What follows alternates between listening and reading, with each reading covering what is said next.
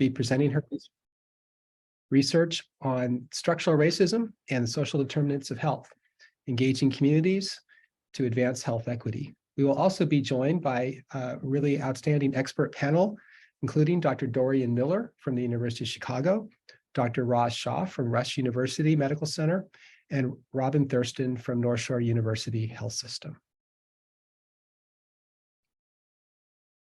I'd like to take this moment to thank all of our first responders, those working in the community and the clinical front lines in the quest for health equity, and introduce Rachel Brewington, who is my co-pilot for this seminar series. Rachel is the administrative assistant for the Outcomes Research Network. And I am Sean David. I'm a family physician and a program director for translational science and outcomes research at North Shore. And I'm also one of the leaders for the Institute for Translational Medicine representing North Shore University Health System. I'd like to go over and also thank Dr. Susan Fisher, the Director of Outcomes Research, and our program directors and North Shore leadership for sponsoring this event. The North Shore Outcomes Research Network is really dedicated to demonstrating improved health outcomes and health equity for our patients, and also to promote research across our shared clinical and translational science program, the Institute for Translational Medicine community. And our goals are to enable community access to care that's effective, efficient, and equitable, enrich the practice of medicine, and support clinical, strategic, operational decision-making with best evidence. We also, for our seminar series in particular, our objectives are to disseminate research that advances health equity in our health systems, health equity in our community, health equity policy change, and also to advance translational science and health equity research. We want to support clinical investigators to flourish and network and promote a culture of collaboration and team science. And the format of this seminar is designed as an incubator to bring people together. And we really want to listen to the participants who can share their comments and questions with our expert panel. We want to bridge researchers together to their peer community. And we also want to ultimately deliver outcomes research that demonstrates improved patient and equitable population health outcomes for our communities. And next, I'd like to introduce again Rachel Brewington, who's going to go over a brief CME background orientation as well as an overview of the format for the seminar. Rachel? Thank you very much, Dr. David. Hello, everyone. To mark your attendance and claim CME for today's session, please text the code on the screen to the number on the screen. The University of Chicago Pritzker School of Medicine designates this live activity for a maximum of 1.5 AMA PRA Category 1 credits. Physicians should claim only the credit equivalent with the extent of their participation in the activity. Other healthcare professionals will receive a certificate in participation. For information on the applicability and acceptance of certificates of participation for educational activities certified for AMA PRA Category 1 credit from organizations accredited by the ACCME, please consult your professional licensing board. More instructions on how to retrieve your CME credit will be emailed to you after the seminar. Okay, in today's webinar, all attendees will be muted with the exception of our panelists and speakers. However, there will be some opportunity for interaction. If you have any questions or comments at any point during the presentation or the Incubator Hub discussion, please submit your communication by using the chat function as noted by the blue arrow on the screen. If you are on a computer, you can access this icon by hovering your mouse over the bottom of your Zoom screen. Please give special attention to the audience of your message before you submit it. As you can see on the image to your right, you can choose to message either the panelists and speakers, this will include myself, or you can choose to message everyone on the webinar. Feel free to leave your questions and comments at any point during the presentation. If you are experiencing any technical difficulties, please let me know by messaging all panelists and I will assist you as best I can. Thank you. Thanks, Rachel, very much. And so there's an overview of the seminar. After our introductions, we'll have our presentation, which will run until about 11:40. During that time, we encourage you to enter any questions you might have into the chat box, and we'll collect those. And at 11:40, we will have a Q&A session. Following that, We will have our Incubator Hub expert panel discussion with Dr. Miller, Dr. Shaw, Ms. Thurston, and then we will have some closing remarks. And this seminar is recorded and is also posted on our YouTube channel for any of your colleagues or learners who would like to, who might have missed it.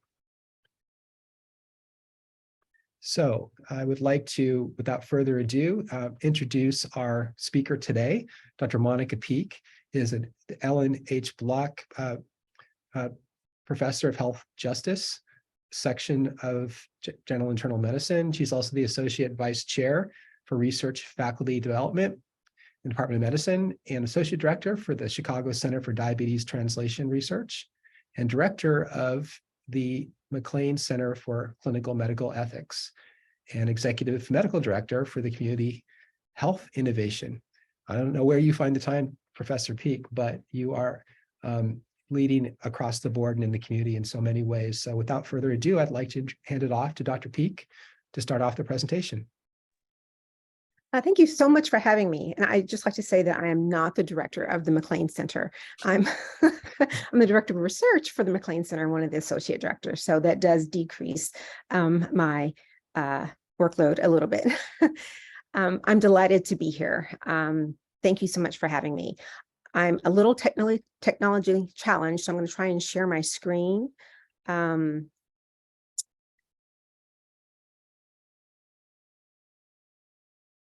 All right.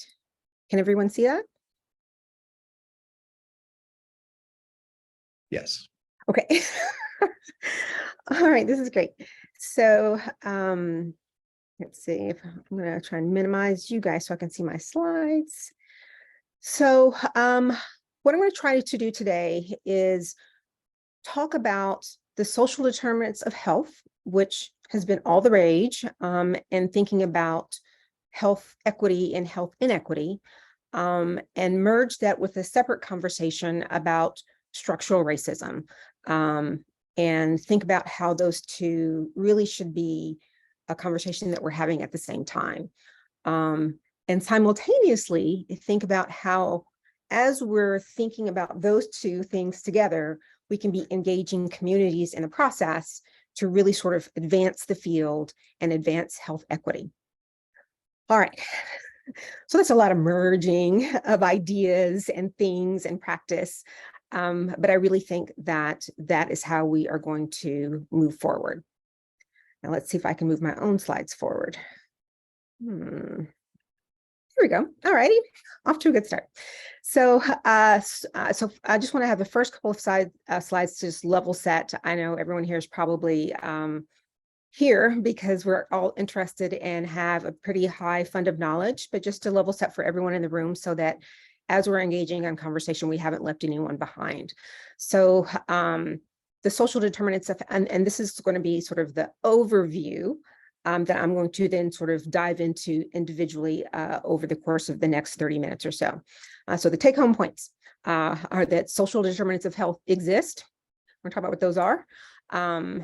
And that they are the primary structural drivers of health and well-being for chronic diseases, diabetes, like diabetes, chronic cardiovascular disease, depression, poverty, which is a primary example of a social determinant of health, and sort of manifests in lots of different things like food insecurity and housing instability, et cetera. Other social determinants of health. Poverty is not randomly allocated, and we'll talk about why that is. Structural racism, one of those other things I said we're going to be talking about, can lead to possibly differential treatment effects for some of the interventions that we are currently building to address social determinants of health at the patient level, what we call social care interventions. And so it's important for us to be thinking about what seem to be sometimes abstract things as they affect our patients through their lived experience, and as we're building programs and support efforts for these very patients. So, these are the things that this is the snapshot that I'm going to, this is our roadmap for today that I'm going to be diving into.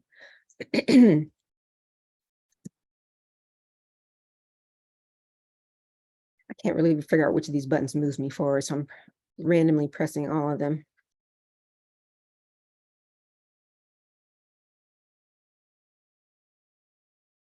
Huh. Okay. One of these works. So social determinants of health are things like food insecurity, unstable housing, social isolation. So that's got a lot of attention recently, because we now know that social isolation, oh, arrow down.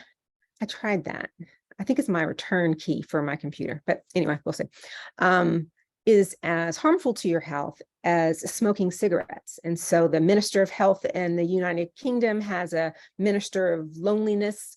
And here in the United States, we're beginning to build infrastructure around this idea of social isolation. It's starting to sort of have a bigger splash in the public health space. Exposure to violence, obviously access to health care.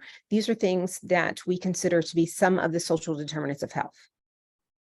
Okay, so it's not the down arrow. Not even my return key.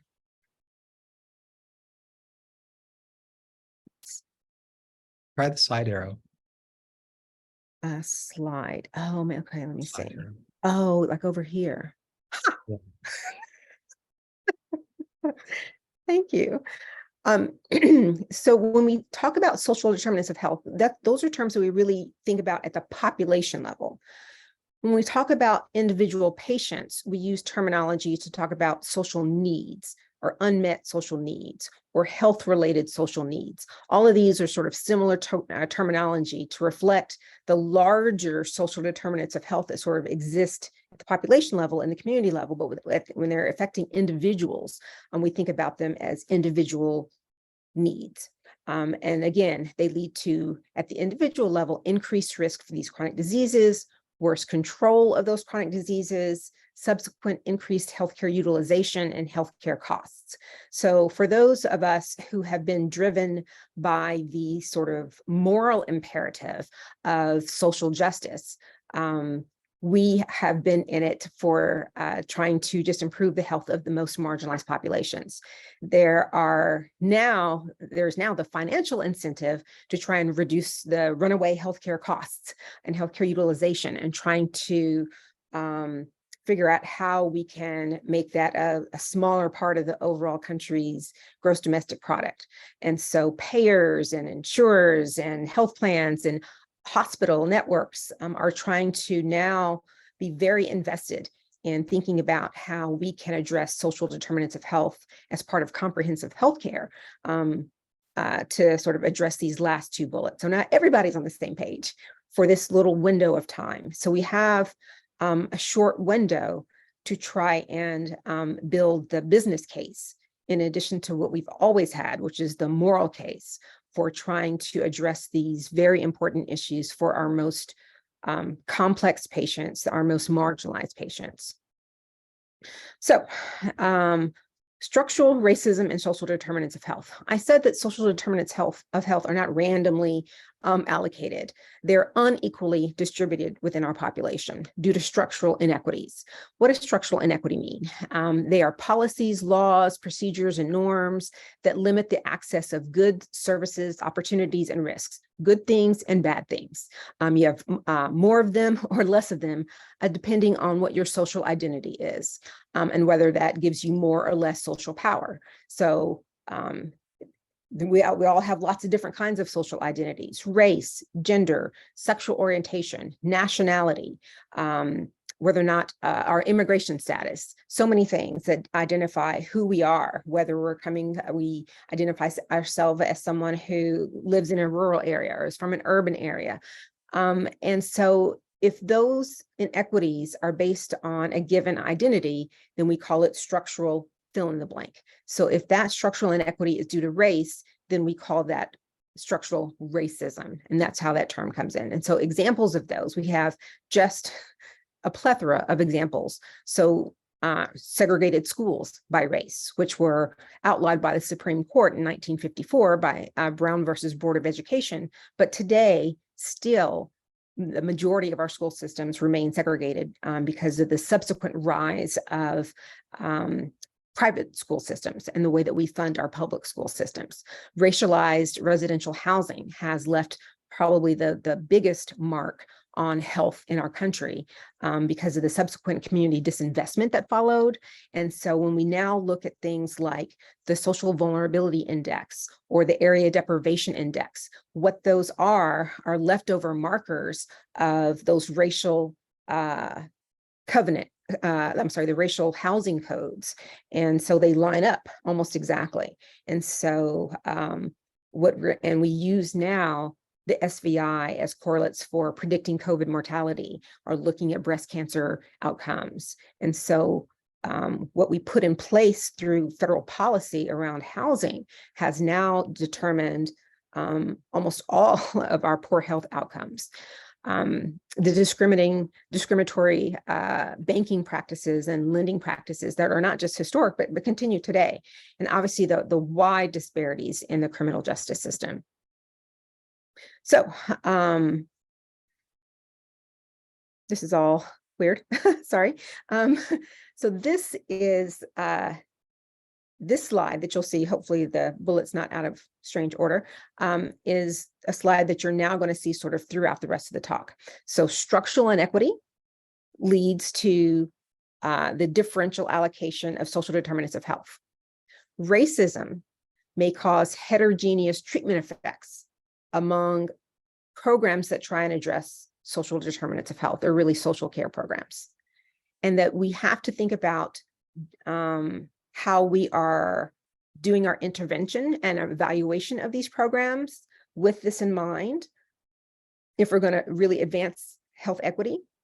And part of that has to do with socioculturally tailoring these interventions. All right, so. Oh, no, wait, sorry. Just pretend I didn't do that. Next slide. Okay, so the first part,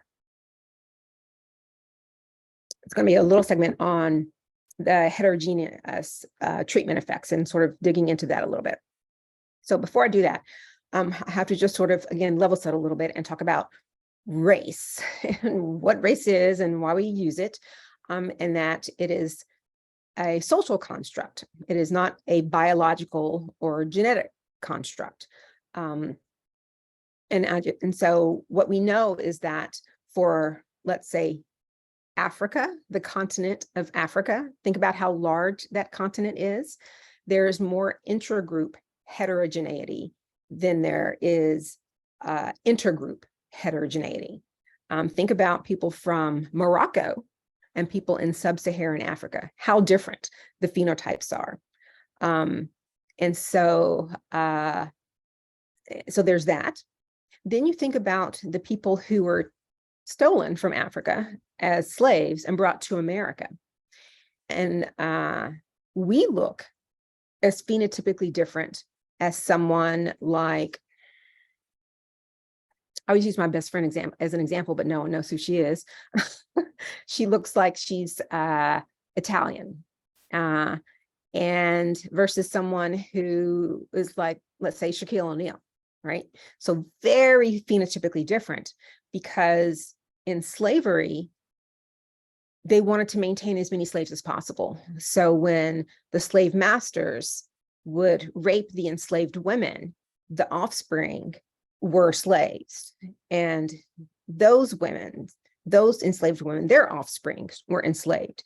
And they called it the one drop rule. So if you had one drop of Black blood, you were considered Black. And so we run the entire rainbow gamut.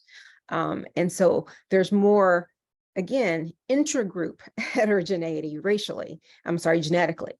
And so the idea that the Black race is more homogeneous and so different than other groups is just a fallacy.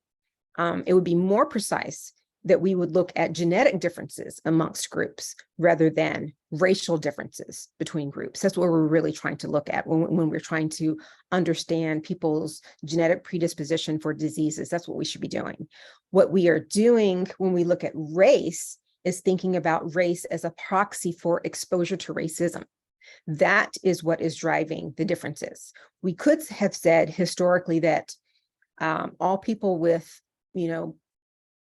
big feet or, brown hair. We don't like those people, and we're going to socially marginalize those people. Over time, those people would have worse health because they were treated differently. And so it is race. So race is a social construct, but racism has caused biological consequences. And so if you see differences, it is because of the collective experience of racism that is causing pathophysiological changes that I may have slides for, I may not, I can't remember, but that is what is happening. And so I just wanted to put that out there. And so it's important. So getting back to my primary point is that we need to, when we're looking for potential differential treatment effects, that we look that we do look for potential differential or heterogeneous treatment effects by social care interventions through things like stratified analysis or interaction terms, et cetera.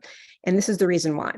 For those of you who aren't familiar with Kamara Jones's work, she is probably the most internationally known scholar on racism other than David Williams. She is being inducted, she was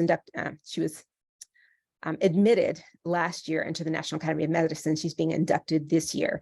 And she has a framework for racism that consists of 3 different kinds. The first is institutional racism, also known as structural racism. That's that differential access to goods, services, et cetera, that I was just explaining. And an example might be unstable housing, or people that don't have permanent housing. And so if we think about an intervention that is trying to get people better housing, and we say, well, here's the housing voucher. Now go take that and go find yourself some housing. Well, we know that within the city of Chicago, we're one of the most segregated cities in the country still. That the ability for a Black person to use that housing voucher because of persistent residential segregation is going to be much more challenging than someone who is not Black, if they wanted to find, housing that was crime-free, housing that, had lots of green space, housing that was, that was healthy, right? And so the institutional racism that exists impacts the ability of that social care intervention to be effective, to be maximally effective, to impact the health of that person. And so variables that we have for the healthcare services researchers in here in thinking about institutional racism are the things that we used to adjust out for, because these are the mechanisms through which racism works. Social class, education, income, healthcare access, and then measures like measures of residential segregation using people's zip code, the neighborhood deprivation measures like SVI, ADI, HPI, etc., things like that. Let me find my little arrow. All this time I didn't know these things were live. Thank you. Learn something new every day. The next one is institutional. The next one is interpersonal racism. That's what most people think about when they think about racism, is prejudice or discrimination. This also goes by personally mediated racism. So prejudice is differential assumptions about the abilities, motives, and intentions of others based on their race. And discrimination is differential actions towards others according to their race. And so, for example, if you had a group of people who were facing social isolation, and we have a number of those in our city because the elderly are frequently socially isolated, and we have a lot of elderly people in Chicago. We have a lot of housing complexes that are specifically for the elderly and poor. And particularly during COVID, we learned how much it affected their cognitive status, not being able to see their friends, being so socially isolated. It may have saved their lives, but it took them back several steps in many other ways. So if we had interventions to try and address social isolation, what we might have if someone, if the person who is in charge of that intervention has some implicit bias, they might think, well, this person might not be a good candidate for this intervention because fill in the blank reason of their bias. You know, they live in a high crime area and maybe bringing criminal activity to the, you know, to the special group that I'm putting together, or who knows. But you can see how, and we know that implicit bias works in similar ways when people are being evaluated as candidates for transplants and other things. And so interventions that might be trying to help people are not necessarily immune to those same kinds of provider bias as providers are trying to implement social care interventions. And so if we're thinking about how might we try and measure interpersonal racism, things that we have currently at our disposal are things like self-report of discrimination. We have the implicit association test, which interestingly, I found this out recently. Somebody has done, there are national measures where someone has gone through and had like people at the county level take IATs. So you can look at county levels of IAT and correlate them with other measures. It's interesting. I don't know how they got so many, anyway. Measures of patient-provider communication, patient-provider relationship, patient-provider, you know, affect, things about that patient-provider dyad that may reflect that there's some bias that's happening. I keep sort of moving my chat and it out of the way of the arrow. And then last is internalized racism. This has gotten a lot less attention, but there is actually a substantial literature about this. And this is the acceptance by members of stigmatized races of the negative messages about their own abilities and intrinsic worth. I always say that racism is like a toxin that's in the air that we breathe, that is in the water that we drink. Everyone drinks the same water, everyone breathes the same air. And so the people who are the marginalized people, we watch the same TV that everyone else does. You know, we are exposed to the same messages that everyone else is. And so it is hard not to internalize some of that about your own people, even though you have the lived experience of like, this is my mother, this is my friend group. And so there's that. And so an example might be diabetes self-management. And so a lot of the what people are trying to do, in addition to think about social care, the reason that we're doing that is because we're trying to get people ready, you know, for chronic disease management. And so a lot of these are combined. And I do my area of expertise is in diabetes, and I've taught too many to count diabetes self-management courses. And self-efficacy is a measure that we always use because self-efficacy is the most proximal measure before change in behavior. You have to be confident that you're going to do something before you actually do it. And so what we know is that people who have internalized self-racism have lower levels of self-confidence, self-efficacy. They feel helpless, hopeless, they've devalued themselves, and there are actually measures of internalized racism that you can use if you're in a study setting. And so this is really important for all of us who are thinking about chronic disease self-management and may wonder why they may be less effective in, you know, racially marginalized populations. Some of that may be due to some of the internalized racism that they have been affected by because it is in the water and the air that we all are exposed to. So this is a paper that came out in JAMA a couple months ago that we did that was looking at social needs interventions. It was a review of a review. And so we came up with this idea of a 2x2 table, basically trying to figure out if these studies were conceptually thoughtful and whether or not they were analytically informative for advancing health equity. So conceptually thoughtful for understanding the root causes of racial inequity, meaning that understanding that race is a social construct versus biological, and that race is a proxy for social disadvantage, for example, as exposure to racism. And whether or not it's analytically informative, meaning that they looked for differential treatment effects by race through either stratified analysis or interaction terms. And so you can sort of do a 2 by 2. What we found, there are 100 so this was a review of social care interventions. There are 152 studies in this evidence map that had multiracial or multi-ethnic study populations. Only 44 of those 152 studies had race or ethnicity included in any of their analyses of effectiveness in any way. So about a third. Only 4 of those 44, about 10%, were conceptually thoughtful about understanding the root causes of inequity. Or if you think about it, only 4 of those original 152, so 3%, were conceptually thoughtful. I'm going to skip the part about sociocultural tailoring because I'm going to come back to that next.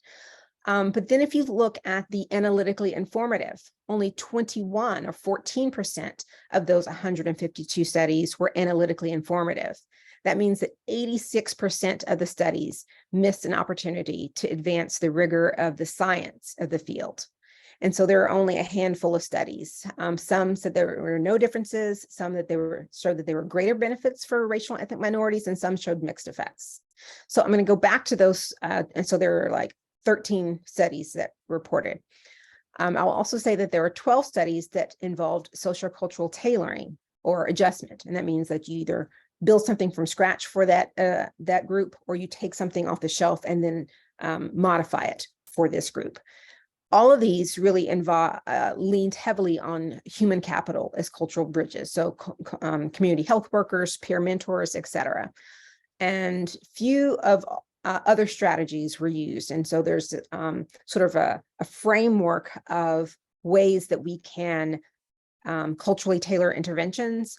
Very few of those strategies were used. Most of them were, let's rely on the people, which is totally fine and accepted. It has been, there's a strong evidence base that these are effective. And the ones that did use these showed that there were racial improvements, and the largest impact was within African-American populations. So now I'm going to talk a bit, just briefly, about some socioculturally tailored interventions. And to do so, I'm going to talk a bit about some work that Marshall Chen and I have been doing at the national level called Bridging the Gap, Reducing Disparities in Diabetes Care. So what this does, it combines healthcare and non-medical healthcare organizations and non-medical organizations. So it's integrating medical and social care. We've been the National Program Office, and we have a heterogeneous portfolio of 8 sites around the country. And this is us at one of our meetings. So the different sites have various payer mixes. One is out in California, which is heavily penetrated by Kaiser, different kind of payment models, different geographic regions and types, from very urban areas to rural areas to frontier. Like we have a site in Idaho where there are more deer than people. To get there, I felt like, it was like planes, trains, and automobiles. I felt like I had to walk the last 5 miles. I was like, this is so crazy. And very different patient populations. And so I'll talk a bit about some of those and some of the examples that I use.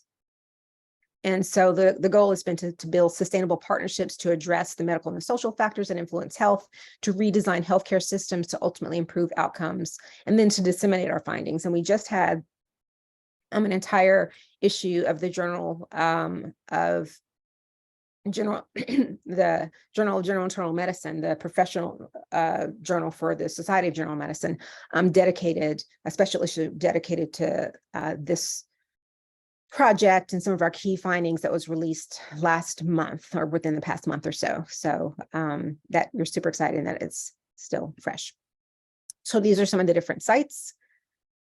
And what we're trying to do is think not just about equality, where everyone gets the same bike, but equity, where people get care that is tailored to the specific needs so that they can have the appropriate bicycle they need and can all get to the finish line on time. So this is a sort of an overview. So some of the things I'm going to show you are papers from that overview. So this is sort of our leading commentary about integrating medical and social care to reduce diabetes. Some of our lessons learned. This is from a different paper, and we were talking about integrating technology and human capital to address social needs. The take-home message here was that as we are thinking about technology and uploading NowPow or thinking about our EPIC system and turning on all of the questions to ask about social determinants of health, what may be more important is thinking about the human capital to go with that. Who is doing the screening for these questions? How are we asking patients these very sensitive questions? How does that information get passed on to a healthcare team who's going to address that? Do we have connections with those community organizations in the community that we can do warm handoffs with, in addition to the referrals? And so that is a lesson that we learned through all of our sites, that it's the human capital is just as important as the technology infrastructure, and that we have to do both simultaneously well if we're going to be effective for reaching populations that have been socially pushed to the margins. We can't just send them a note saying, hey, you're a referral someplace and good luck with that. So this was something that we had in health fairs that was talking about sort of 4 different approaches that some of the healthcare teams were taking to address food insecurity. So I'm going to talk about a few of them just because they highlight different ways that people are doing this. And this is just a picture of their team in Trenton, New Jersey, because they have this beautiful mural and they're doing great things. So the first is embedding food distribution in the hospital and the clinics. So making the food distribution right there and available. This is one of our sites in Oakland, California. And so they have food distribution on Tuesdays and Thursdays, as well as Wednesdays. And they use a point system, so people can just go in and shop, and the healthier foods have lower points, and everyone gets a certain number of points. And so you get more food if you shop more healthy, but the choice is yours. They don't have wildly unhealthy things in there, but if you get a skim milk versus whole milk or something like that. And this just sort of is showing the distribution around the pandemic. And this is another site. This is our site in Providence. And they actually have a community teaching kitchen. So something that's in the community, it's right next to the hospital, but has a totally different feel from the hospital. So they have a garden, they have something that feels open to the community, feels sort of owned by the community. And it's these kinds of safe places that hospitals are going to need to start thinking about building in order to be more welcoming to patients. We can't expect everyone to feel comfortable coming into a super shiny, super tall hospital, very hospital feeling complex. People need to feel like they're at home when they're in the hospital trying to receive care. We need to think about what health means. It's not just treating disease. If we really want to say that health is being proactive and eat your vegetables, we need to sort of showcase that in what we're doing as a healthcare system as well. I'm sort of showcasing La Clinica, which is one of our sites that's in DC. 98% of their patients are immigrants from El Salvador, which means that most of them are not eligible for federal programs like WIC and SNAP. And so what they did is partner with Fresh Farm. And so that is the site that exclusively grows fruits and vegetables for people who are not eligible for federal programs. And so addressing systemic barriers for immigrant populations. And so thinking about people who may be falling through the cracks because of other barriers that may exist. And then this is one of our sites in Kentucky, so a rural area. And so I showed this one because the picture on the left is a community health worker. So the community health worker has on the fuchsia. She's doing a home visit, giving an apple to the lady with diabetes. That apple came from the farmer's market.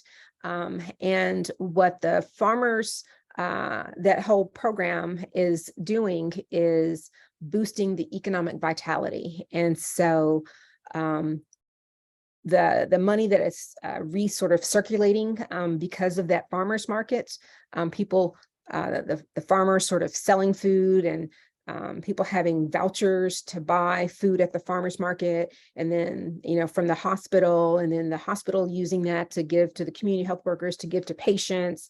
That money had circulated so many times that I can't remember the number, and I should have remembered it preparing for this talk, but it was like in the millions for that very small community, maybe even billions, but it was a large, it was an unbelievable number.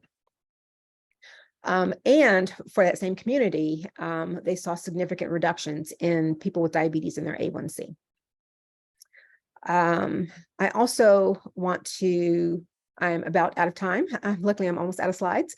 Note just some of the other things that some of the clinics do. So I mentioned the Clinicum. They, in addition to some of the things around food, they partner with a legal resource because their primary social determinant of health is immigration status. So they partner with La Casa, which is a health and action center. And so they do, it's actually a legal center. And so they do a lot of legal work around people who are trying to figure out all the legal things that they need, not just trying to become documented, but, you know, all the other things that people need. This is about Idaho and about some of the trust issues in our frontier workers. And what we found is that many people who were not trusting of the healthcare systems would still be going to food banks for food. And so they had embedded community health workers at the food bank. And so they would start talking to people about their diabetes there, checking people's blood sugars. They had no idea who they were, you know, eventually got enough trust going that they could start doing some small interventions with people at the food bank. So thinking about where to embed community health workers at their home, at their hospital may not be the best place depending on that community. And then I think my last slide is that Roots place that is in Oakland that I showed you. Most of their patients are returning citizens, meaning people who are formerly incarcerated. And so their primary social determinant of health is employment, because it's very challenging to get a job if you have a history of a felony. And so on site, they have light manufacturing. And so people are trained to make soap and, you know, all these things. And so what you see there is these gift baskets that they're making, but they make all kind of stuff in that shop. And it's amazing. The guys are just the nicest people. And they have their check-in area is like a Starbucks. It is a combination where people can use a computer to like do a resume. People can check in for their visit. You can buy some soap. People hang out and like have conversation. It's like a community safe place where people come in for health, but also like for their emotional health and well-being. It's a wonderful place. So yeah, so that's it. This is part of our team. These are all the different places that I sit on campus, and I will stop sharing and take some questions.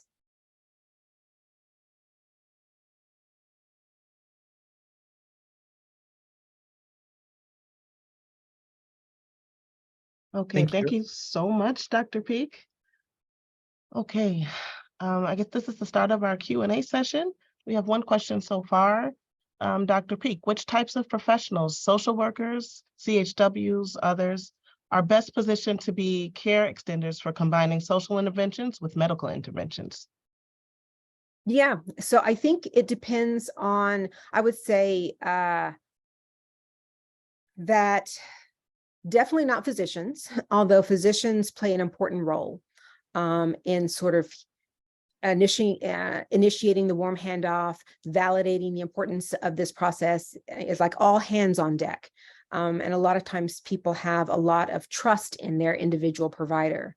but the team has to be significantly large enough that they have the bandwidth to address the needs effectively. So to Roots, the last place I showed, they have more patient navigators and community health workers than they do clinicians because of that reason. And so I think it depends on whether or not your staffing model is more reliant on social workers or community health workers or whatever.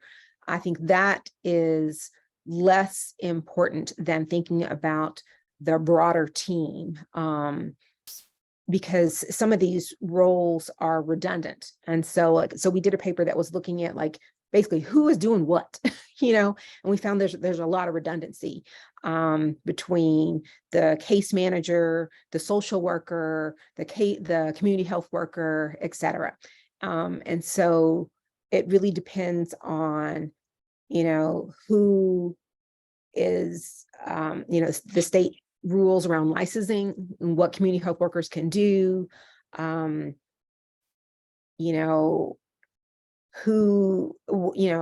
is the specific historical context for that clinic, who they can hire, what their budget is. But I think the important things are having trusted people that can do this work. Definitely having behavioral therapists, mental health workers on the staff. Definitely having people that can bridge into the community is important.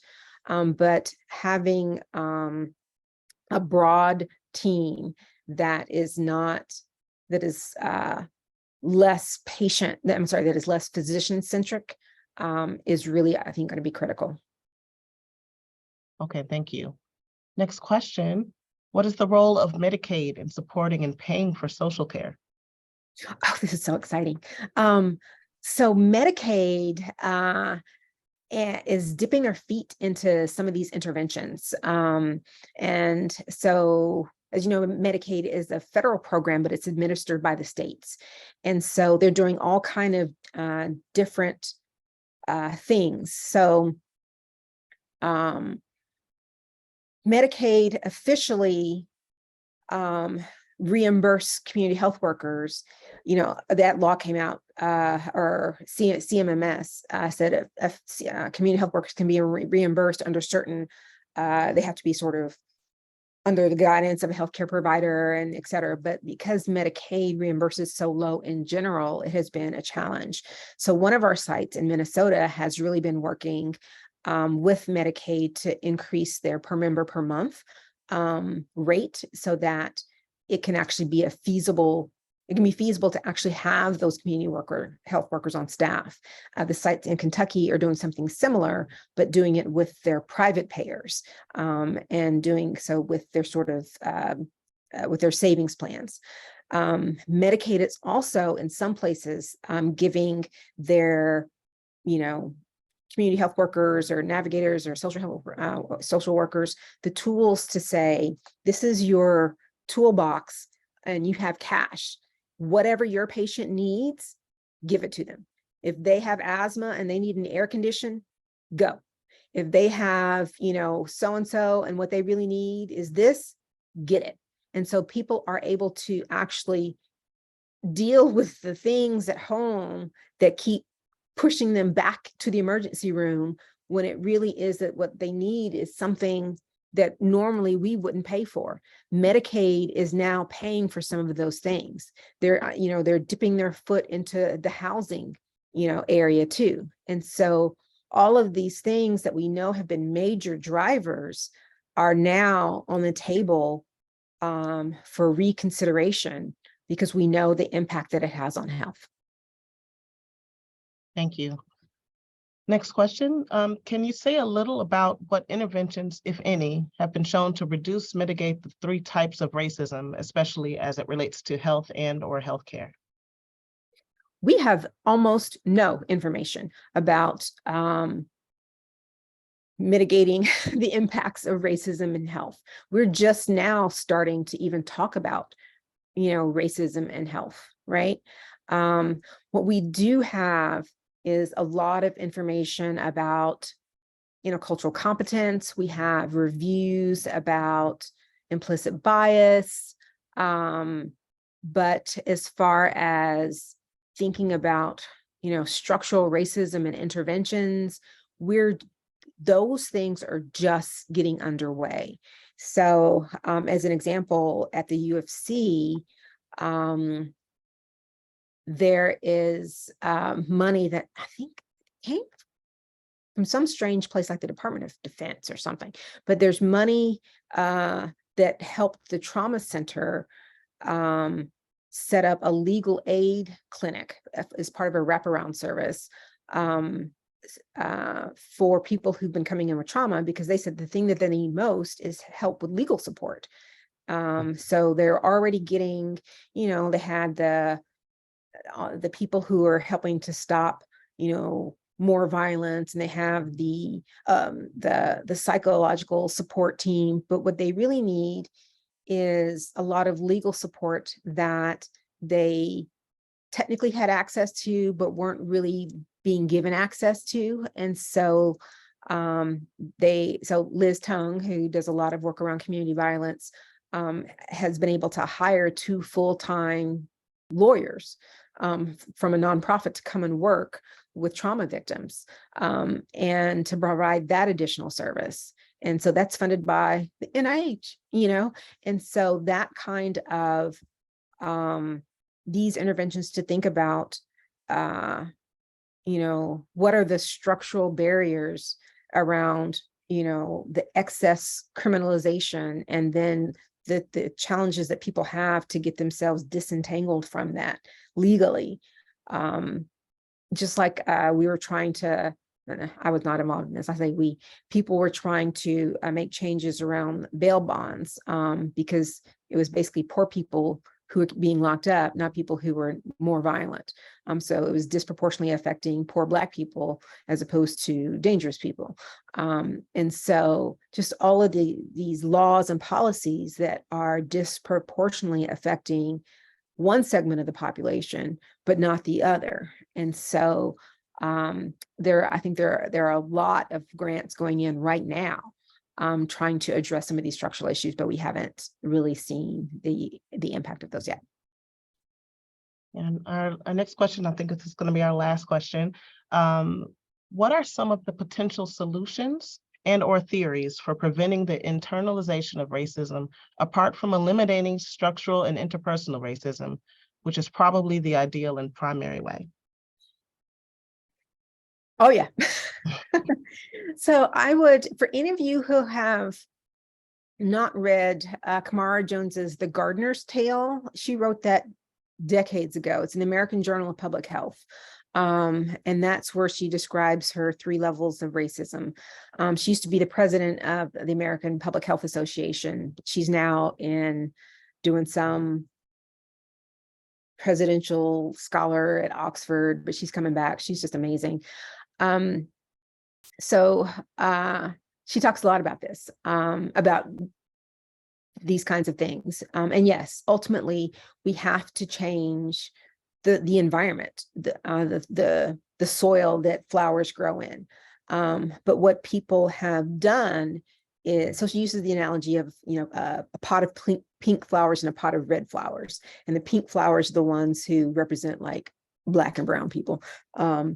And she's like, historically, there's been things like pink power, and ways of trying to say, or pink is beautiful, which, we've heard, the Black is beautiful, Black power, all of these things to try and give positive affirmation to try and balance out the negative messages that people are getting. And that is important.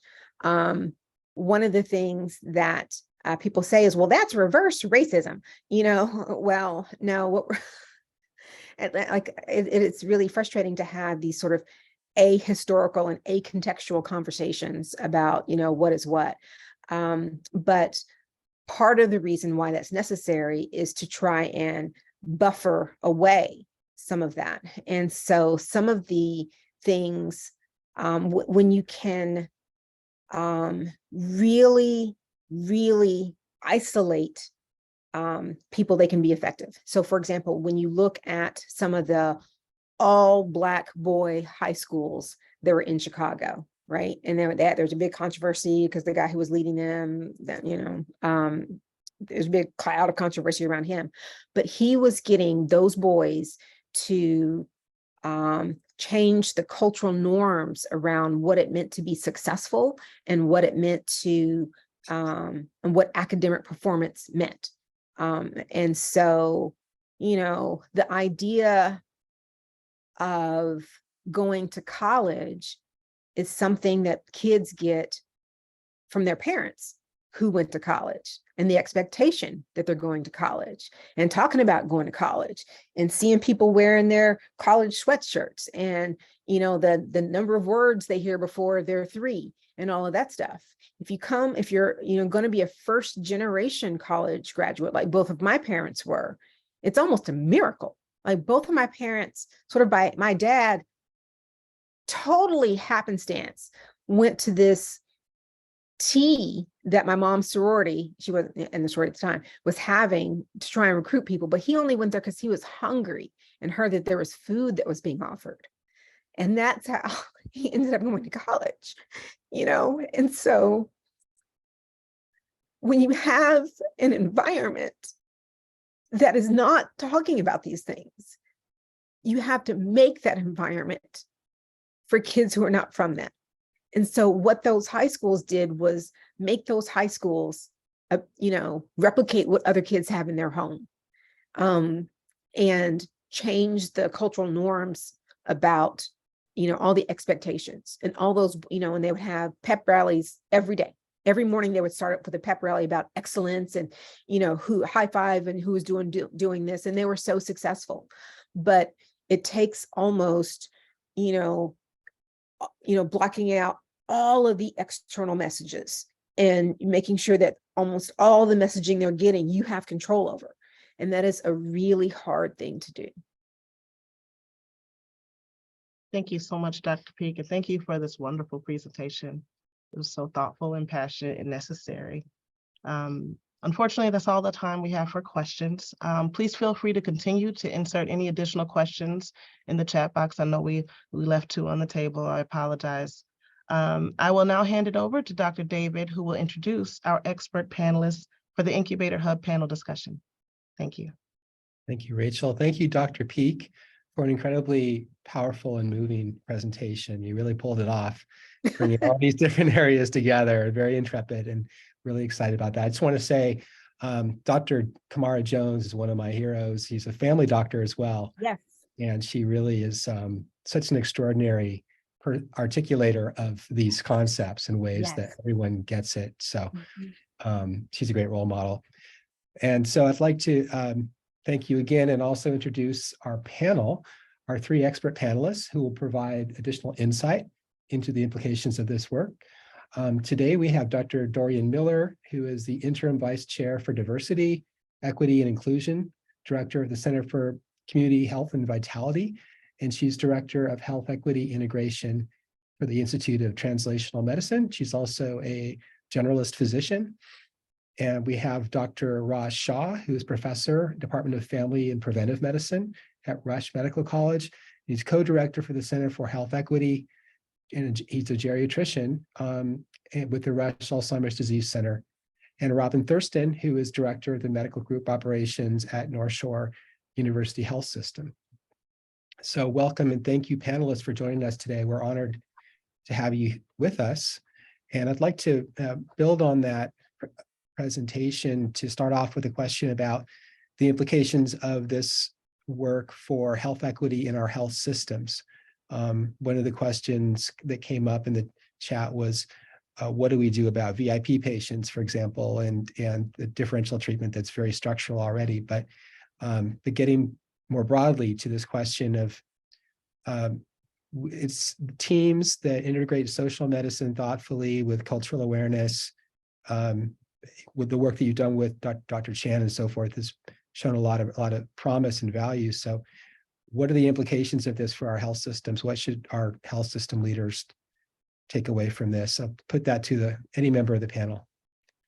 Thanks, Dr. David. I'll start off and then have Dr. Shaw and others to join in. The cartoon that Dr. Peak showed a little while ago of the difference between equality and equity with having people having bicycles that are fit to their particular needs is something that I think that our systems need to address based on data. And when we look at differential data in terms of whether it be control of diabetes, control of blood pressure, or other things, the ability to generate internal programs that meet people where they are is absolutely critical. And so that's the reason why within our health systems, and this is something that can be embedded in our health systems through the use of community health workers, through the use of advanced practice provider nurses and others, that we can try to achieve that level of health equity. But I also want to expand upon the model of equity and equality a little bit in terms of another graphic that I've seen in the past, and that is the issue of liberation. And that if we are able to take down the barriers that exist for various groups, that oftentimes we are able to provide better care for people across the board. Now, this is a little bit different than the concept of a rising tide lifts all boats, because there are different sizes of boats and there are different needs for different populations. But to think about what this means in terms of providing equity and freedom across the system to be able to provide the same level of healthcare, and also narrowing those gaps or even eliminating those gaps in terms of health disparities that we see for the populations that we serve. Thank you. Yeah, no, definitely, Dorian. Thank you for leading us off and starting some of this discussion. In Chicago, it's just so remarkable to me after my 23 years in practice here about just the diversity of our communities, of our health systems, and how much we all have to do collectively to make our region and hopefully be a model nationally about what we can do in these spaces. And I think some of it is rethinking and going back to some of the concepts that most of our health systems are not-for-profit organizations. And I think it's remembering, our structure as a not-for-profit and our commitments and our vision statements and our mission statements around health for diverse populations. And then to really start thinking about what are the structural barriers, structural systems internally to our system that we have control to fix as leaders, as clinicians, to work together, but then also to think about some of the external factors that drive us as being part of a broader system that has structural barriers. So one thing as a family physician, as a geriatrician, that's always hit me is, as a nonprofit, why do we care so much about our payer mix? And we care so much about our payer mix because that's how our health system gets rated and how it gets money to purchase capital to build new buildings. So what if we change the dynamic around how bond ratings happen for not-for-profit health systems and not focus on the Morningstars and other groups where they focus on one of their criteria being your payer mix, which is a euphemism for essentially not having a lot of Medicaid and creating insurance inequity, and saying that that's not an appropriate marker, right, for a not-for-profit system concerned with the health for all. So I think we have to be creative and think outside of the box while we really continue to look deeply into our own organization and structures, and realize we have to work on factors that influence us and our decision-making and our leaders, but also things that we do as we interact with communities and populations. Excellent point. Robin, please, what are your thoughts? Well, I first want to say that I am just so honored to be asked to present today with Dr. Shaw, Miller, and Peak. But I'm an operations person, so I'm down in the grit and the the work that's done in and out at the patient level and managing those frontline workers. And so I can see, number one of the things that North Shore has done is make a commitment to community navigators, patient advocates, and and care navigators. And that's part of an answer to meeting patients at where they are. And this is just beginning. There are not enough of them.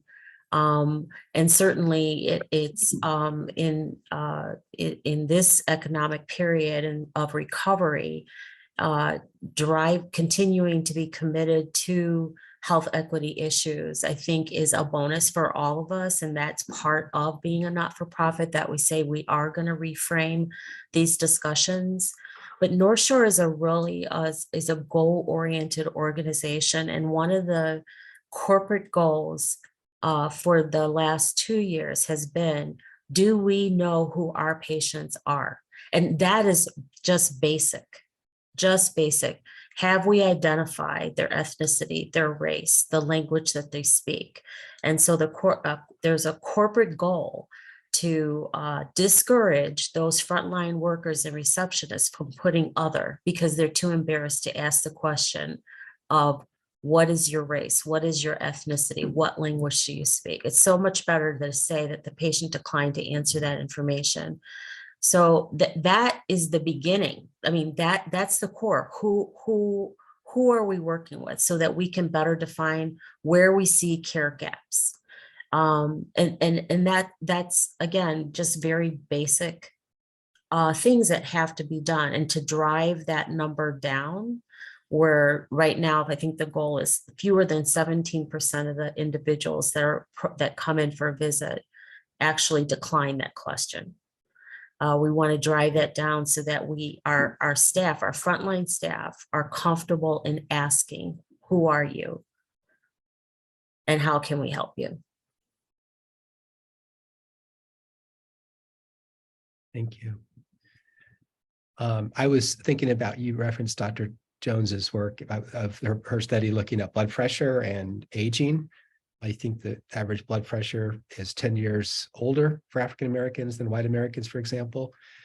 And I think it probably could apply to other chronic diseases like that, like diabetes, I'm sure. But the issue of ethnogeriatrics and how we're approaching patients who are aging faster and an aging population, and we have a geriatrician on the panel as well. Is there a model that CMS could fund to fund value-based care for teams? Do you know if they're looking at that, Dr. Peak, or if there's, or Dr. Shaw? And is that a way in through CMS? That is fascinating, because we know that that's one of the mechanisms, telomere shortening, all of that stuff, the allostatic load, basically the premature aging. But I don't know of, I'm not a geriatrician, so but I've not heard of anyone trying to of using that as an inroad. I think you're on mute, Dr. Shaw. Yeah, I don't think I've heard anything in that spectrum, Sean. But I do think it was getting to where Monica was leading to, and you were sort of leading to, is this idea of sort of preventable premature death, right? Like, and that it's not, randomly distributed of who gets to make it to age 65, who gets to make it to age 75 in this country. There have been studies in the Chicago area looking at sort of the statistics around, the common causes of, preventable premature death. A large part of it is still driven by the common conditions, chronic conditions, diabetes, cardiovascular disease, cancer, and now being impacted also by substance use and violence. But by far, most of it is due to some of those like chronic conditions we've all known about. And I think the CDPH has been thinking about it and thinking through, like, what is it that we can do in a public health environment to break some of those gaps. There may need to be some rethinking and logistics around models of not intervening when somebody makes it to 65 and then all of a sudden, they're part of a payment mechanism that allows it. But maybe we have to really work with, a lifespan of improving people's ability to age. From a family physician background, that would be a driver for me. It starts with, the mom during the child that, delineates a lot of processes that happened in sensitive periods of people's lives that allow them to age and age well. Absolutely. And that would then Medicaid, thinking about how Medicaid might look at this as well. This next question is really a question that should be the same as the first, is what are the implications of this for health equity in our community? Because how we link those two thoughtfully and effectively is a big question. So there's been a number of successful demonstration projects between our health systems, but what are your all thoughts about the implications of this for how we approach health equity in our community? And should we be thinking about integration with our health systems in these efforts so that we're not at cross purposes? I think that a lot of the work that's taken place through community benefit and various not-for-profit institutions to some extent starts to address this issue, in that the majority of healthcare does not take place within the healthcare delivery system, but does take place in people's homes in the community. And so I think that Dr. Peak did an excellent job in demonstrating how this varies from community to community in the work that's been done through bridging the diabetes gap. But there are also other opportunities to extend that type of work in terms of health equity into the community.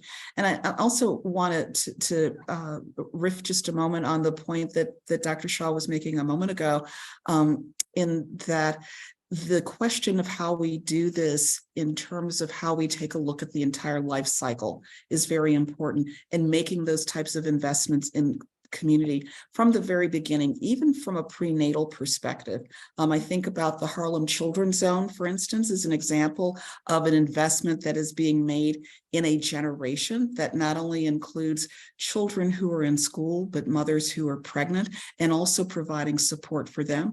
I think about the work that's taken place by David Olds at the University of Colorado, going back now at this point almost 50 years, in which nurses are assigned to pregnant women who are low income in order to try to stretch out the periods between births, and also encouraging the moms to go back to school to get an education. And so the question of how we think about narrowing and bridging the gap really goes back to some of the things that one may not necessarily think are related to health, but really does go back to some of these structural drivers and structural determinants. And certainly economics and education are a big part of that. And again, the things that can be done in order to support these things will actually help to improve health in our communities, because in many ways, health is the canary in the coal mine and the loss of health, and that the factors that are underneath all of those things are the things that tend to drive what we see in terms of health disparities. Thank you. Can you tell me more about the Harlem project? I was maybe The Harlem Children's Zone was started by an incredible educator by the name of Jeffrey Canada, in which he has and he also wrote an interesting book called Fist, Stick, Knife, Gun. Probably 30 years ago, I may be getting the time frame wrong, but maybe 25 to 30 years ago, in which he has taken public-private partnerships and invested in building things like baby college for parents that are interested in making investments. And so sometimes in the sociological literature, these types of things are called positive deviance models, in terms of thinking about what you would expect to be the normal trajectory of people who are born into poverty, who are in minoritized communities. But in fact, by making these investments very early on, you are able to see better outcomes over time. There's also an older study that was done in Brookline, Massachusetts, called the Beeper Study, in which they made investments in a low-income community in Brookline, Massachusetts in the 1970s, and then followed the trajectory of those children as they came into young adulthood, and found that with the investments of early childhood education, that there were far lower rates of not only mental health issues and substance use, but also improvements in physical health as well, because these investments were made early on. And so again, we shouldn't think about these things in terms of where we intervene in the latter stages of life, but actually throughout the entire trajectory. Wonderful. Thank you so much. Well, this gets to the next question of what are the implications for policy change to promote equitable care and outcomes? So this could have to do with payers, with models for redesigning our health system. What are your thoughts? I get this is the question of if someone had a pen and could write a check for $1 trillion, what would you spend it on? Or what are the kind of policy change that we need? Yeah, We I had mean, oh, go ahead, Monica. we had a speaker, I'm blanking on his name, he's this famous guy from Harvard. He was given like 0.5% or some small percent of the operating budget to work on population health. But it was enough for him to have a steady stream of income to make a substantial investment, because it was a lot of money. Like 0.5% is not a lot of the whole percent, but of the operating budget, it's actually a substantial amount. So he wasn't always constantly have to write grants. He was writing grants, but it was an institutional commitment. So they institutionalized their efforts with a pay line that was separate from community benefit. And then once they were able to show that these things were saving money and doing some other stuff, they were able to increase the amount of the investment. And so I think that we have to, again, as far as like, we have this little window to make the business case, try to internally make the business case for our own health systems and have them not wait until, the payers are forcing us out of a fee-for-service model, but to try and be more open-minded now into these and to get ourselves ready now. I think what a lot of health systems are doing is putting our toes in the water. Like I mentioned that Roots has more non-clinicians than clinicians. If we did that at the University of Chicago, imagine how many staff that would be, right? We have some community health workers, but it's still, wildly overshadowed by the number of physicians. But we're servicing so many people on the South Side. And so if we wanted to take seriously these core principles, we would be spending our operational dollars differently. And that's what one of our sites in Western Maryland did, because Maryland is an all-payer state. And so they were forced, and they were like, and because they were not in the city of Chicago, where there's so many different hospitals, people might show up anywhere. They were the only hospital around, and they were geographically separated by all these mountains. Nobody was going anywhere. And so they knew that anybody that was living there was coming to their hospital for care.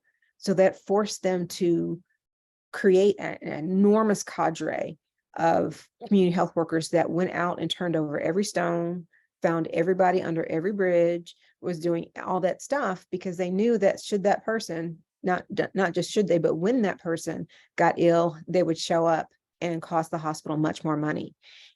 Right now we're banking on the fact that should that person show up, they may not show up at our hospital. Maybe they would be at someone else's hospital, or, we're not fully invested in the idea of prevention and outreach like we should be. We're not putting the real dollars until like we're going to be forced to when we finally flip to a different kind of payer system. And so I think the work is trying to, like Raj said, it's thinking about what is motivating our hospitals.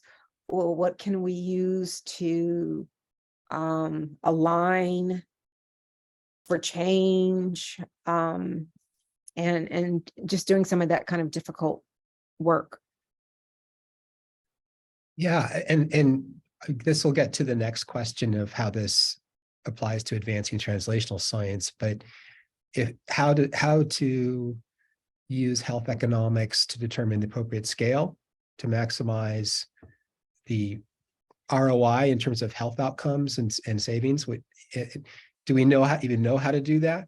I think there are a lot of people smarter than me thinking about the economics of how to measure that and how to do that, because we live in the real world, and if the CHWs work incredibly hard with very little resources to scale up, we may need to pay, it takes money to make money, right? To invest in scaling up and then finding out how much that's going to bring costs down, because I think there have been plenty of people have shown that investing the most in the people who need the most healthcare is how we save a lot of lives. So Right. I think you put your finger on the issue of how do we do this work within the context of advancing translational sciences, and specifically thinking about implementation at the T4 level, in that we may have incredible interventions that have been tested. We've not only shown efficacy, but we've also shown effectiveness in terms of their work in trials. But the question of what are the levers that are needed in order to make sure that there is uptake in the general population, and what are some of the barriers to that uptake? The incorporation of health economists, behavioral scientists, sociologists, and others within that T4 spectrum is needed in order to be able to push this work forward, because otherwise it will be, I don't want to say that it will be for naught, but certainly the widespread uptake and improvement in the health of the public will be given short shrift without having a way in which we can actually assess and identify those levers, and then putting them in conjunction with policy changes in order to help to advance this, in order to improve the health of the public. Yeah, I think when it comes to advancing translational science, there was two things that struck me about Dr. Peek's presentation that I found really interesting. So one of them is the paper that she presented about the review of reviews, right? And when people were having thoughtful messaging in their analyses and about their approach to incorporating race and these social risk interventions. And I think I'm struggling a little bit, honestly, as somebody who gets asked to review papers, and I see papers or I read papers in this issue because I'm interested in it. And in the discussion section, people write something like, we think the difference is due to structural racism, period. And then there's no explanation, right? Like there's no it's almost like saying like what I used to see before in the biological sense, people would say, well, this is happening because of inflammation, but they wouldn't expand on it, right? They wouldn't talk about it more, about what we mean by structural racism. And, Monica, you did a really nice job, and at least in your introduction, about kind of highlighting what are some of the key components of what we call structural racism. And I just really, really like to see like reviewers of, top-notch articles. Like these are things coming from JAMA and New England Journal, really questioning, like when somebody writes that as a statement at the end and just says, this is due to structural racism, and not explain the mechanism. It's due to housing, with like redlining, it's due to not equal income, opportunities, whatever it may be, but just give me an explanation. So that was one point that came out that we can think about in advancing sort of our science and our discussions in these topics, and you kind of help set that up. And then the second piece that strikes me a little bit is what can we do to maybe advance the field if we keep saying that race is a proxy for racism? Like, why aren't we measuring racism instead of just using race, right, in our studies. Why can't we use those other measures that could be the mechanisms to explain what we're seeing with a variable that's a latent variable like race? And how can we invest in researchers, train them so they do that, right? Instead of just saying, oh, I use the social determinants of health, I use race as one of my variables. So those are like two things I thought about. Excellent, excellent points. And I think that you're right. I think that the learning curve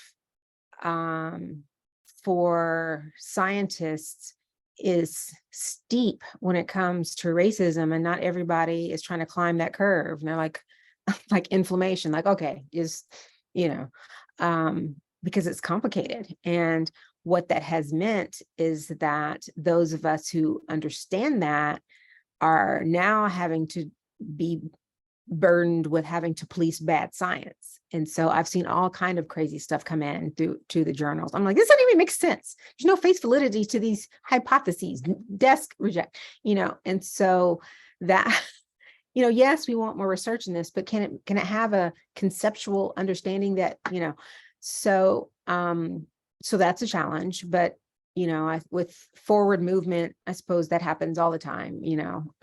We have to try to educate as we push forward.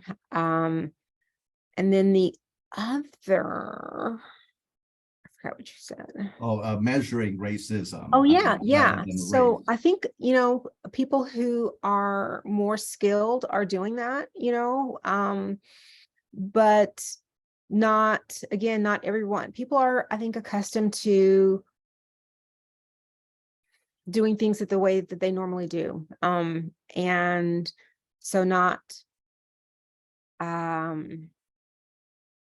everyone is an expert at thinking about health equity, Yeah, I almost wish NIH invested in like these promise tools and this NIH toolbox with publicly available validated measures that anybody could use. I almost wish like the NIH could invest in like, okay, these are some validated measures across the lifespan for measuring racism, right? Or measuring these structural determinants or these social risks. So we at least lower that bar, right? In collectively in the scientific field through translational science to be able to say like, we've got a toolkit here, right? That people can use and maybe do this better. So I developed a tool for measuring discrimination in medical settings, and it's part of the Phoenix toolkit. Okay, great. But, racism has, again, lots of angles to it. It depends on what you're looking for. It's complicated. So, are you trying to get at the interpersonal aspects? Are you trying to get at the structural aspects? So it would depend on what kind of variables you want to put in there. So the woman who is doing the legal thing, we did a paper about COVID in Chicago prevalence and neighborhoods. And we used the social vulnerability index as a measure for neighborhood disadvantage of structural racism. So, yeah, and I'm just thinking too about how to get Epic to capture these things, or how, Phoenix Toolkit, how to make it an extra vital sign. Do we need meaningful use reimbursement for some of these, and how many, because as health services researchers, we're looking at big data that is very incomplete. And Robin's efforts to collect race ethnicity ubiquitously are part of this, because 20% other is not really fair to the 20% other who are not included. So it sounds like we need everybody at the table here. Yeah, you need everybody, but I was thinking a little bit about how this applies to the healthcare delivery system. If we have race information and we have an address, and if we could possibly incorporate something that would immediately calculate an area deprivation index. But the question is not only where you are now, but what has happened to you along the way.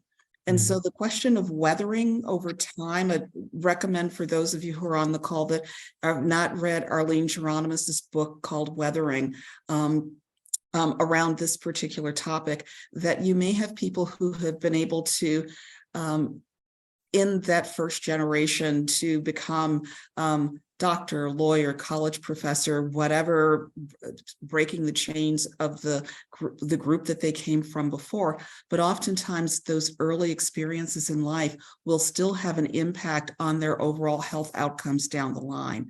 And so whether it be having an adult ACEs score, the modification of the ACEs score that's been done at Temple in Philadelphia or others, all of these things need to be taken into consideration as we think about some sort of global measure around how racism affects one, because it's not just where are you now, but what has happened to you in your life trajectory. Well, on that note, thank you very much, panel, Dr. Miller, Robin, Dr. Shaw, and Dr. Peak, for an incredible seminar. I hope that any learners who missed this will go back and see it, because this is the best overview of this complex vaccine issue that I've ever seen. And Thank it's you. remarkably brilliant. Thank you for doing this. And thank you all so much. Rachel, can we move on to the next? Right. So, contact information. If there are any questions, concerns, requests for future speakers, please contact me directly. The reviews are already coming in. Everyone thought this was fantastic today, just letting you all know. There's an evaluation link that we're going to be sending out to you. It'll be in the chat box, I believe, Rachel, right? And if you don't see it there, it'll be an email that will follow, and we'll be sending a link to the recording of this presentation here. And so for those of you who need CME credit, remember to go and redeem your CME credit. And I'd like to just take a moment and thank Rachel for the incredible job that she's done here, as always, and welcome you back in September for our next Outcomes Research Seminar to be announced soon. So thank you all very much indeed. Great. Thank you for having me. Thank you. Thank you. Yeah, thank you so much for having me. Thank you, Robin.